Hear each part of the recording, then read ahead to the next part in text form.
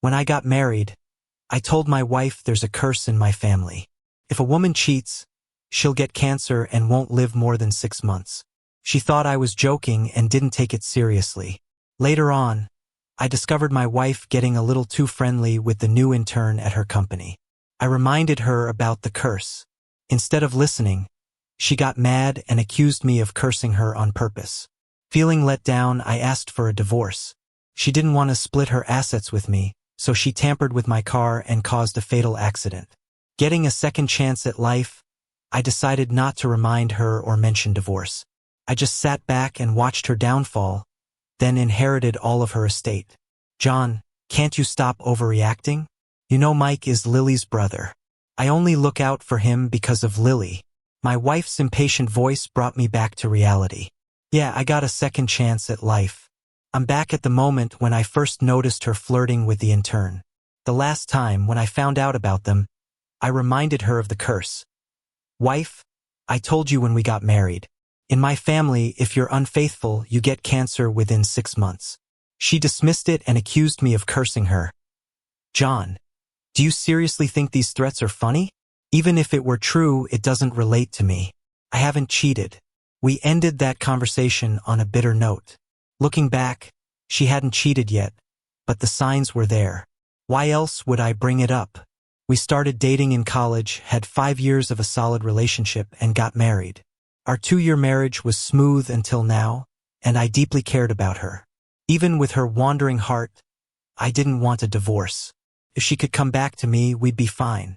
To protect my marriage, I began visiting her office more often. At first, she wasn't thrilled, but gradually, her attitude improved. We got back to a good place in our relationship. I thought everything was all right until I saw her with Mike. They left a restaurant together, went to his place, and didn't come out for a long time. When I called her, she lied about meeting a client for drinks. My heart sank, but I stayed calm and said, "Really? I saw you going into Mike's apartment complex." Her first reaction was anger, not guilt. "John, were you following me?" Taking a deep breath, I replied, "I wasn't. I just happened to see you." Then I hung up and went home. She showed up not long after. I calmly said, "The curse I mentioned is real." Before I could finish, she interrupted furiously, "John, will you stop already? I told you there's nothing between Mike and me. I was just dropping him off after we had a few drinks. Stop freaking out and threatening me with this curse nonsense." Seeing her denial, I looked her in the eye and asked, "Lily, if you two are innocent, why didn't you leave right after dropping him off? Why did it take my call for you to come back?" Her eyes revealed a hint of guilt before she defiantly said, "He was thanking me with a cup of tea. What's wrong with that?" I saw through her charade and gave a cold smile. I was done. Calmly, I told her, "Lily, let's get a divorce." I loved Lily, but I couldn't stay with someone who was unfaithful. Whether or not Lily and Mike took it further didn't matter. At this point, it's just a matter of time. Leaving her now felt like a fair decision. Lily was caught off guard by my divorce request, and she laughed bitterly.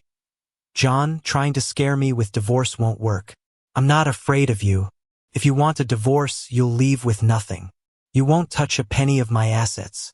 Leaving with nothing? I wasn't going for that. Not happening. What's mine is mine. Yes, the company is yours, but don't forget, I contributed money and effort when it was in crisis. Lily grew up in a single-parent family. Her mom passed away years ago, and her dad also died of a stroke last year, leaving many things unresolved. The company was struggling, and Lily was overwhelmed. I invested $200,000 from my dad, and with my help, the company bounced back and prospered. That day, we didn't settle a thing and argued bitterly. I didn't give up on wanting a divorce. I started collecting evidence of her infidelity. But soon, my car's brakes failed, and I crashed off an overpass, dying in the wreck.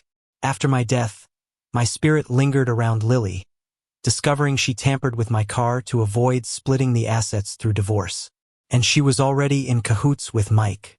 I hadn't seen her get cancer before I got another shot at life. Anyway, being reborn isn't so bad. This time around, I won't warn her about the curse and I won't bring up divorce.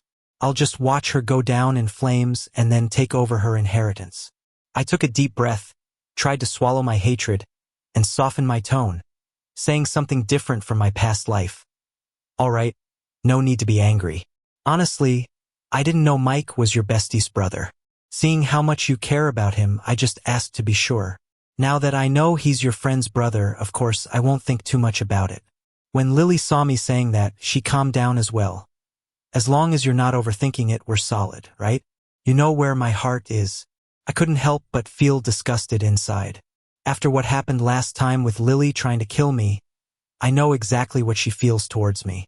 Even though she hasn't thought about it yet, she did in the past life, so it's just a matter of time this time too. I let Lily and Mike's little affair develop without getting involved. And without my interference, things between them progressed even faster than before. Lily would use business dinners as an excuse to have dinner with Mike. On Mike's birthday, she'd gift him expensive accessories and watches. When going on business trips, she'd take Mike along, staying in the same hotel room. Even though I let their relationship progress, I hired a private detective to keep an eye on them. And besides uncovering their relationship, the detective found out some hidden things about Mike and his family. Turns out, Mike is indeed Lily's brother, but not by blood. He's the son of Lily's stepmother. Plus, their relationship is totally inappropriate. The detective snapped photos of Lily leaving Mike's apartment multiple times in the morning. There were even shots of them kissing in a car in the underground parking.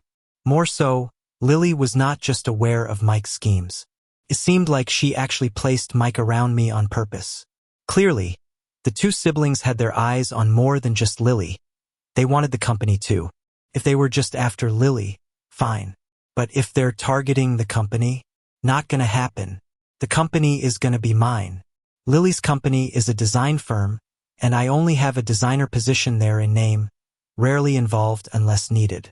But since I'll be taking over sooner or later, I started showing up at Lily's company often.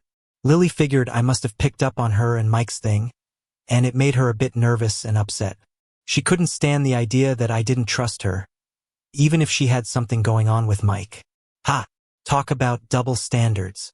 You keep coming to the office lately. Are you suspecting something between me and Mike? Lily asked, pretending to be mad for being doubted. I feigned surprise, then explained, "What are you talking about? If I say I trust you, I do trust you. I just got an exciting project I wanted to try out." To keep Lily from getting suspicious, I did take on a promising design project. Hearing that I was just working, Lily didn't say much more. As long as I brought in jobs and money for her company, she was happy. But Mike, whenever he saw me, his eyes were filled with discontent. Despite his progress with Lily, at the end of the day he was just a hidden lover, so naturally he was jealous of me. So whenever he got the chance, he'd make things difficult for me on purpose. While I was in the break room getting water one day, I ran into Mike. We weren't strangers, as I'd seen him a few times during dinners with Lily, but we weren't close. Mike was really handsome, your typical sunny, charming guy that girls want to protect. No wonder even someone as picky as Lily fell for him. But guys like him are never really good news. Otherwise, he wouldn't be Lily's side fling. Mike, pretending not to see me, bumped into me on purpose and managed to spill coffee all over me. Then, acting startled, he bent over apologetically. "I'm sorry, that was an accident." With his innocent and pitiful look, anyone who didn't know better might have thought I was bullying him, but I saw right through his little game. Even though I was annoyed, I kept my cool and smiled, saying, "No worries, I know it wasn't on purpose. I'll just go change." Hearing this, Mike was caught off guard. He wanted to rile me up and make me lose it so Lily would hate me, but he didn't expect me to just let it go. "What's going on?" Lily came out, hearing the commotion. Mike, with those innocent eyes, was about to say something when I jumped in. "Oh, nothing really. Mike just accidentally bumped into me and spilled coffee on me and apologized." I told him not to worry about it. With all the coworkers around watching, Mike couldn't deny it. "Be more careful next time," Lily said, reminding Mike. In front of me, Lily wouldn't openly side with Mike, in case I grew suspicious. As long as it was just Mike, Lily wouldn't make a scene over another guy unless I messed with her interests. Yes, Lily, Mike replied. Mike responded, but inside he felt really hurt because Lily didn't stand up for him.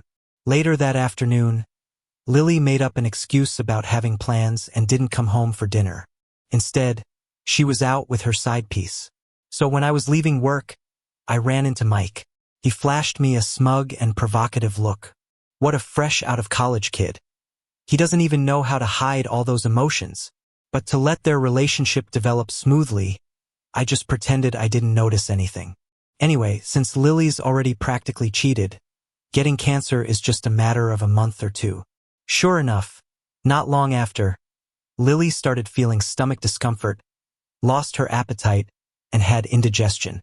I definitely wasn't going to suggest she go to the doctor. Instead, I made all sorts of stomach-friendly food for her to ease the discomfort, so she wouldn't notice something was wrong. Even if Lily found it early and got treatment, it wouldn't help. This wasn't any ordinary cancer. It was a cursed cancer, and once it hits, there's no cure. It would claim her life in 6 months. I just didn't want her to be prepared for it. Even though Mike knew he shouldn't let me know about his thing with Lily, he still couldn't resist getting my attention. Around noon, as I was leaving the office, I saw Lily and Mike getting back from outside in the parking lot. Suddenly, Mike yelped and fell towards Lily. She instinctively caught him but pushed him off as soon as she spotted me. Mike, as if he's scared I'd misunderstand, quickly explained, "John, don't get the wrong idea. There's nothing between me and Lily. I just twisted my ankle, and Lily was just helping me."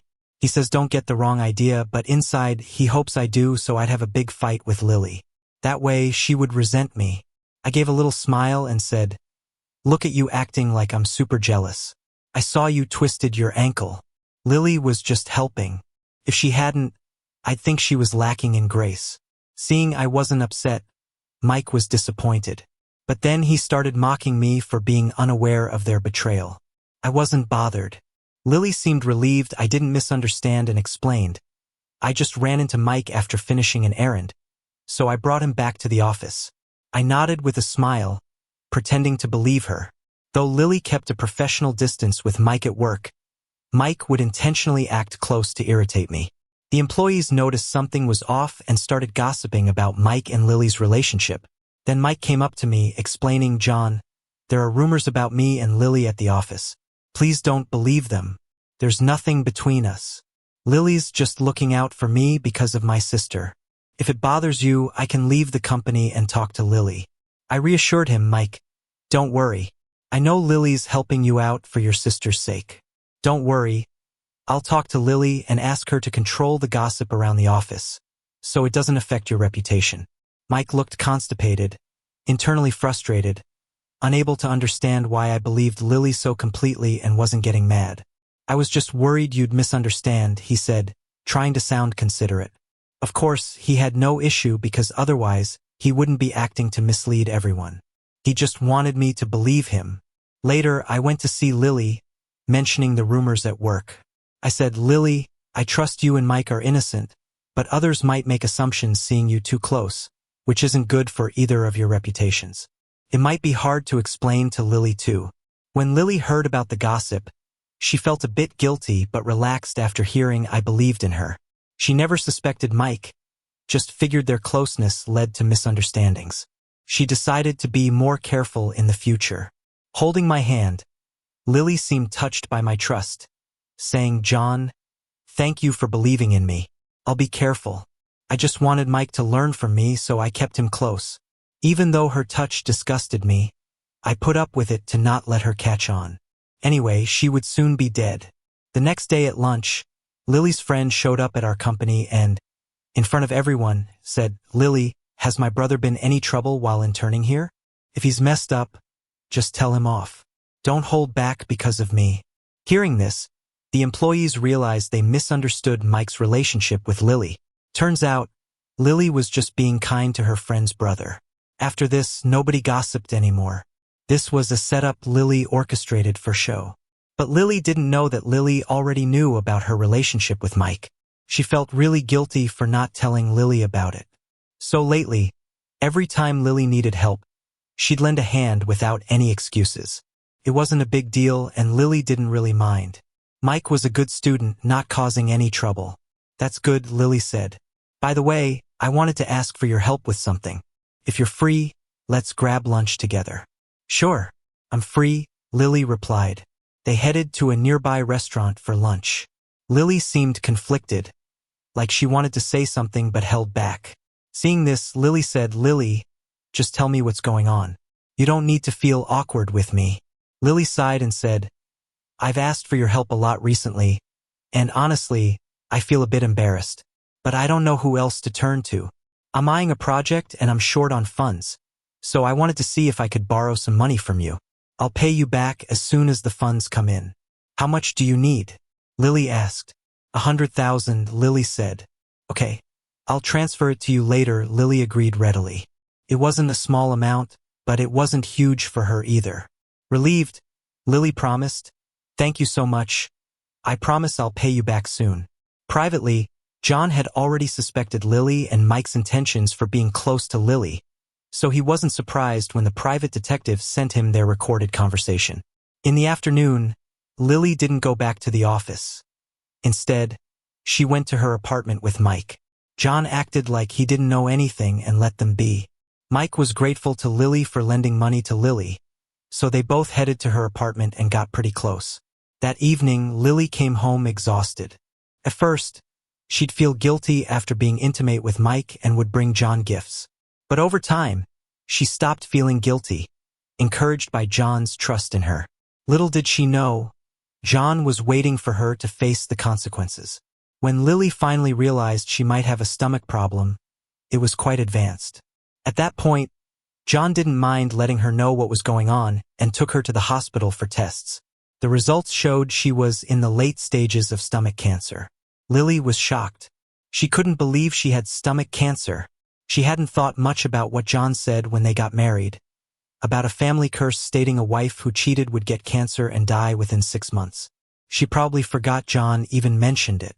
Yeah, Lily had forgotten about that. And even if she remembered, she might just think it was a coincidence.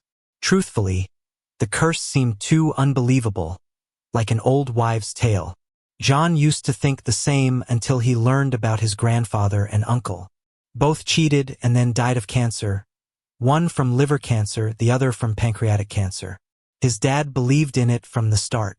After marrying John's mom, their relationship was great, and cheating never crossed his mind.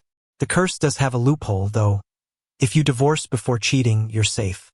My dear, don't lose hope. We'll actively cooperate with the treatment. John comforted Lily, but inside, he was laughing coldly. Normally, late-stage stomach cancer can be treated with chemo, radiation, and targeted medications to kill or control cancer cells. Sure, it can be managed but not cured. Even with treatment, patients usually only live a few more years. But Lily's cancer was different because of the curse. No matter how aggressively they treated it, she wouldn't get better. So of course, John encouraged Lily to pursue treatment. It wouldn't cost much for just a month or two. What's the point of treatment? It only buys me a few more years, Lily snapped at John. But he didn't care at all. Eventually, despite struggling to accept the cancer diagnosis, Lily was terrified of dying. So, she complied with chemotherapy, even though her mood was awful. She lashed out at John and even at doctors and nurses sometimes. With Lily undergoing chemo, managing the company became impossible for her, so John took over. He met with department heads, informing them of Lily's condition and that he'd be in charge of everything going forward. Since the company was solely owned, there weren't any other shareholders, so taking control was easy. John's first move was to fire Mike. Mike had no idea about Lily's late-stage cancer, so after getting fired, he tried to contact Lily. But with Lily in so much pain, she couldn't even think about Mike, leaving him unable to reach her. Mike was fed up and went straight to John to lay it all out about her and Lily. John, I've got to be real with you. Lily and I have been together for a while now, so you can't fire me. John just chuckled dryly without getting the least bit angry. Of course, I've known for quite some time that you and Lily have been messing around. I saw through all those little tricks you tried to pull on me, I just pretended not to notice. I even know that you two aren't actually siblings and that you have an inappropriate relationship. Lily getting you close is all part of her plan, just using you as a puppet." Mike's eyes widened in shock, filled with disbelief. Who would have guessed John knew all these details? A sense of fear started creeping up from within. If John was aware, did that mean Lily knew too? Is that why she wasn't picking up Mike's calls? Mike approached Lily with an agenda, but she genuinely liked Lily and wanted to push John out of the picture and climb the ladder herself. You're just making stuff up. Slandering me," Mike quickly denied. But to John, it was just a desperate struggle. "Whether I'm making things up or slandering, you know best. If you don't want people to find out, don't do it," John said calmly. "Oh, and one more thing, Lily has terminal stomach cancer. Even with treatment, she's only got a few years left. She doesn't have time to deal with you two anymore." "What?" Mike was shocked again to hear this. Lily had terminal stomach cancer? John paid Mike no more attention and left for the hospital. He handed over the evidence he'd gathered to Lily's husband. Because of John's close connection with Lily, he was also in touch with her husband, even though they rarely chatted. John had never planned on keeping Lily's affair with Mike a secret from her husband. It just hadn't been the right time. Now it was.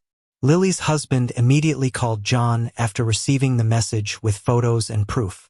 He didn't doubt John since the evidence was solid. Instead, he just asked how John found out. John said, "Lily was cheating with Mike. I found out while gathering evidence on their affair, so I shared it with you." Lily's husband thanked John. Mike was Lily's husband's mess to clean up. Now John had to break the news to Lily. In just a few days, Lily's face had become haggard, not just from the pain of her illness but from mental anguish too. When you face the truth that even with treatment you only have a few years left, it eats away at you. Mike came and spilled the beans today, saying you two have been together for a long time, John said flatly with no emotion. Lily was first startled, then uneasy. She hated Mike for this betrayal. She had specifically told him not to spill the beans to John, so why didn't he listen? Lily didn't deny it. Instead, she began apologizing to John, full of regret. "Husband, I'm so sorry. I couldn't resist temptation and made a mistake. Can you forgive me this once?" John replied, chuckling without any hint of anger. "I already knew," he said. The anger had already been there, and now there was nothing left to feel but ongoing revenge. Lily would soon pay the price for her actions, so John's emotions were calm. Lily was taken aback by John's response. What? You knew already?" "Yes, when I first noticed the ambiguous relationship between you and Mike, I suspected infidelity. So, I hired a private investigator and looked into it," John explained. Hearing this, Lily was beyond angry. She shouted at John, "What? You hired a private detective to dig into my life? What's wrong with cheating? Lots of wealthy women have men on the side. As long as I come home and don't divorce you, so what?" With the secret out, Lily felt justified. John didn't answer directly but questioned her instead. "Guess what else I found out?" Without waiting for her response, he handed Lily a file with evidence of her with Mike. The first page contained a photo of Lily passionately kissing Mike, and Lily's attention was instantly captured. Then her chest filled with an even stronger anger. Lily could barely tolerate her own betrayal, but Mike's betrayal was a whole other level, even if he was just her side piece. John kept pushing. Lily and Mike aren't real siblings. Mike came with her stepmother, and they have an inappropriate relationship. Plus, Mike was purposely placed by Lily's side as a pawn. Lily was left in disbelief, unable to accept the betrayal from her supposed best friend teaming up with her lover. In a rage, blood spewed from her mouth, and she passed out. John stayed, waiting for Lily to wake up once more. But when Lily woke up again, the way she looked at me changed. First, she was surprised, then furious. She lunged at me as if she wanted to kill me. Luckily, Lily was too weak to reach me. "John, why are you alive? Weren't you supposed to be dead?" She blurted out, but halfway through, she paused, her eyes filled with suspicion. I realized right then, she had been reborn too. I wasn't scared, though. I actually thought it was good. Now she could understand why I was getting back at her. It's more meaningful than just listening to me when she couldn't remember. Lily stared at me coldly, like a viper, and asked through gritted teeth, "Did you have something to do with my stomach cancer?" I didn't answer directly and asked back, "Why do you think that?" "Because you said your family has a curse. Marry and cheat, and the woman will get cancer and won't make it past 6 months." She was sneering as she said this. I chuckled lightly, amused, and said, "Yeah, I did say that. But you didn't believe me, so you cheated. Why the hell didn't you warn me this time?" Lily yelled at me. Yes, she had been reborn, but she felt no guilt for having killed me last time. She was mad that I didn't warn her this time around. "If I reminded you, would you have listened?" I asked mockingly. "You would have just said I was cursing you. Even when I asked for a divorce, you didn't agree. Instead, you messed with the brakes on my car so I'd crash and die." Lily stiffened. Shocked, I knew it was her plan.